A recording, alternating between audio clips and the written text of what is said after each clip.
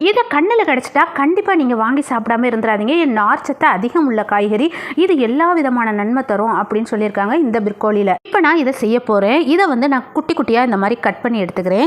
எடுத்துகிட்டு இது ரொம்ப பெருசாக இருக்கு இல்லையா, அதனால் கொஞ்சம் சின்னதாக கட் பண்ணி எடுத்துக்கிட்டு இதை அப்படியே பவுலில் சேர்க்குறேன். சேர்த்துட்டு நல்லா ஹாட் வாட்டர் சேர்த்து ஒரு 5 மினிட்ஸ் அப்படியே விடுறேன். அடுத்ததாக இதுக்கு மசாலா அரைக்கணும். மிக்சர் ஜாரில் ஒரு கையளவு புதினா, ஒரு கையளவு மல்லி இலைகள், காரத்துக்கு பச்சை மிளகாய், 1 ஸ்பூன் இஞ்சி பூண்டு விழுது, கொஞ்சம் கருவேப்பிலை சேர்த்து இது எல்லாத்தையும் நல்லா நைஸாக அரைச்சிட்டு வந்தேன் பாருங்க. இப்போ ஹாட் வாட்டரில் உள்ள பிர்கோலியை அப்படியே தண்ணியை வடிச்சிட்டு தனியாக எடுத்துக்கலாம். இப்போ வேறு பாத்திரத்தில் நம்ம அரைச்ச மசாலா, இதுக்கு தேவையான உப்பு, இது கார்ன்ஃப்ளவர் 1 கப் சேர்க்குறேன், சிக்கன் 65 மசாலா, ½ லெமன் ஜூஸ் சேர்த்து இது எல்லாத்தையும் நல்லா மிக்ஸ் பண்ணிக்கலாம். நல்லா மிக்ஸ் பண்ணதுக்கப்புறம் தண்ணியை வடிச்சிருந்த பிர்கோலியை அப்படியே சேர்த்தலாம். இதில் கடல மாவு 1 கப் சேர்த்து இது எல்லாத்தையும் நல்லா மிக்ஸ் பண்ணிக்கலாம். கடைசியாக கிரீன் சில்லி சாஸ் சேர்த்து இது எல்லாத்தையும் நல்லா மிக்ஸ் பண்ணிக்கிறேன். இது இல்லைனா கூட பரவாயில்ல, நான் இருக்கிறதுனால சேர்த்துருக்கேன். இப்போ எல்லாத்தையும் மிக்ஸ் பண்ணிவிட்டு சூடான ஆயிலில் பொரிச்சு எடுக்கலாம். நல்ல மொறுமொறுன்னு பிர்கோலி சூப்பராக ரெடி ஆயிடுச்சு. இது உடம்புக்கு அவ்வளோ நல்லது. ஆனால் எண்ணெயில் பொரிச்சு அள்ளுறது நல்லதில்லை தான்.